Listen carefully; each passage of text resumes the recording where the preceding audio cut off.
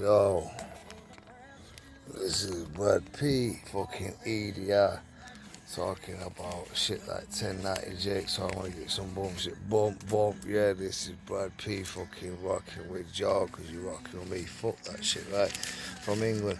Right, so what I do, I want to tell you some shit about our shit over there. Right, the case that came about, yeah? Had Jane really been sold to her mother and father just as easily as a product in a shop? Quite rightly, she would want answers. This has come from a story from True Crime magazine called The Black Market Babies. Right, peering out the window onto the snow-covered street, I sighed. "Mum, I'm bored," I complained. "Go and play with your sister," she suggested. But rather than play with Michelle, 15, I decided to sweep around my parents' bedroom instead. I was a curious 12-year-old and loved to investigate anything that was off limits. So rummaging around the bedroom, I came across a pink satin book buried deep down in a drawer. I've not seen that before, I thought. It's a baby book filled with details about me and Michelle. Only there was one detail that confused me. My parents had recorded my date of birth as the 15th of January 1965. That's not right. I was born on the 6th of December 1964, that I thought. I marched downstairs to where my mum, Jean, was making lunch. "What is this?" I demanded, holding the book out. "Why does it say my birthday is in January?" "That's the day we picked you up," Mum said without missing a beat. "Oh," I replied. Since the age of 6, I'd known I was adopted, so was Michelle. I'd also heard that we were black market babies, but I was too young to understand what that meant. Every time I asked my parents about it, they changed the subject. Through eavesdropping, I managed to catch snippets of information over the years. One name particularly stood out to me: the Hicks Clinic.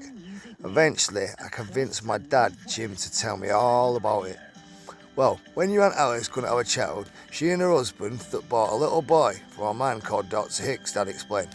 "I saw your mum struggling with desperation as she tried to become a mum, too.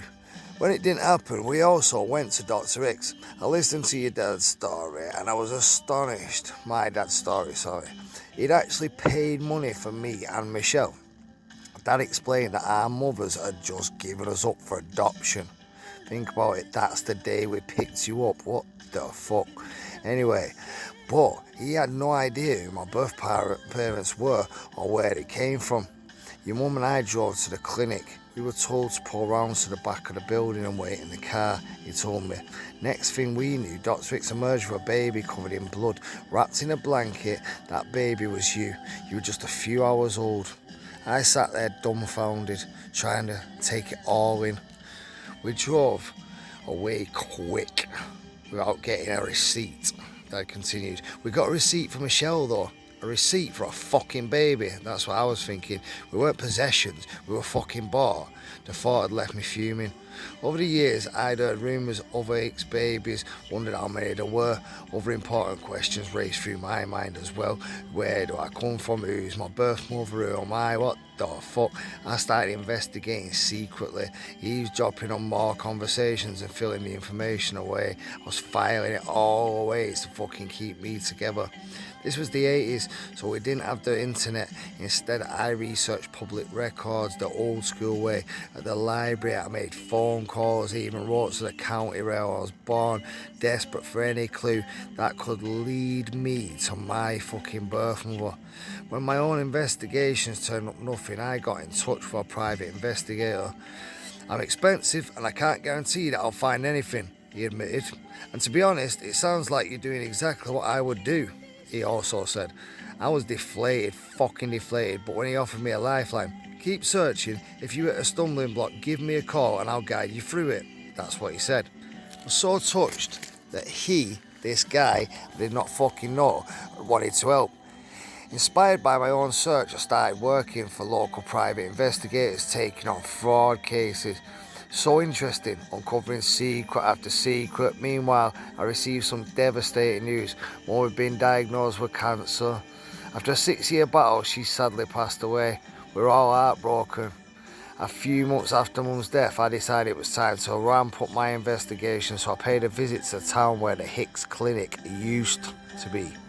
Dr. Hicks had passed away years before, but I wanted to speak to the residents and see if they knew anything about Dr. Hicks and my birth family. They were less than welcoming. "We don't have anything here for you," one woman told me when I explained what I was looking for.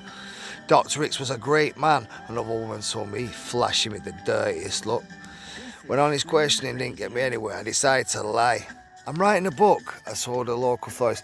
"No, you're not," he interrupted. "Tell me what you're here for." My jaw dropped. I hadn't expected him to be so abrupt. I broke down and told the florist, Frank, everything. "I've lived in this town a long time," he told me. "I'll try and help you."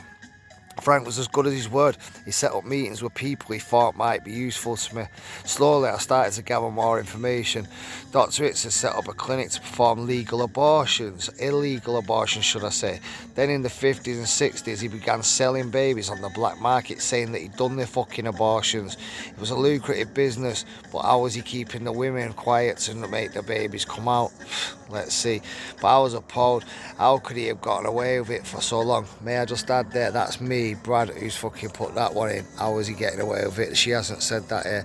So from this story, this is my little thing at why this was such a lucrative business.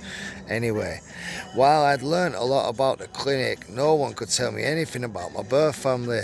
But I persisted, even when I gave up work as a private investigator. This is her, by the way. As I moved on another area of the law, I continued to search for answers. Right, there she is. This is the bird. This the bird. That's her, the baby, oh brother. That's the family there, yeah. Nice tie, there you go. Right, look, fucking there you go. Everything that you need to see. Right, so where we're back at now. I'd continued to search for answers. In time I got married, one day I told my husband's grandmother, Mimi, that name should not really come out in this conversation. Mimi, yeah, I used that. Somebody smiled at me once about that. It was a bit out about my black market adoption. "I know what you mean," she said when I mentioned Dr. Hicks. "My neighbours bought 2 babies for him." I was astonished. How many more babies were sold, that I wondered. A local newspaper columnist agreed to run my story. The response was fucking incredible. So many strangers came forward saying they had been born at the Hicks clinic. I spoke to all of them trying to work out whether they had been sold on the black market. Using DNA and piecing together even the smallest of details, many of the Hicks babies went on to find that their birth parents, and they found out to find them correct. Meanwhile, I still hadn't found out my own birth family. Dad had passed away from diabetes a few years after my mum's death. I desperately wanted to find my birth family before it was too late. One day, my cousin, there's me. Well, that's not me, obviously. That's the bits I'm talking about. It was too late. One day, my cousin got in touch. She was a genealogist, She'd be helping me in my search. "I think I found them, Jane," she told me excitedly. "Your birth family, they match on your old DNA." "You're kidding me," I gasped. After all this time, I started contacting my DNA matches, hoping to narrow down the list of names my cousin had sent to me. One day I struck gold. "Yes, I distantly related to your birth mother," explained the woman as I told her the story over the phone. "I'm so happy I found you," I said. In time I found, because we talk like twats like that when we get to people. In time I found other relatives, but I still haven't found my birth mother. I ought to one day. Now I've written a book about my story called Taken at Birth. It includes the stories of some of the other Hicks babies. So far there have been approximately 200 confirmed Hicks babies. All of them had taken fake birth certificates out for them, forged by Dr. Hicks. Before his death, Dr. Hicks had been charged with conducting illegal abortions at the clinic. The abortions were not nice. They were done in the sickest of ways. You remember the old coat hanger technique? That is what was used. Do you remember the fact that we were using massive amounts of overdosing morphine to kill a baby off and then let the baby rot inside the cervix? That's what I'm talking about. Now that's coming direct from me, Brad, fucking not them. Right, in reality it was secretly selling babies, the worst crime, the saddest thing for all the people. It was the children. Our history was stolen from us. Yeah, not me, them. Adoption can be wonderful if it's done properly, but no one has a right to deny people the chance to know their own birth parents.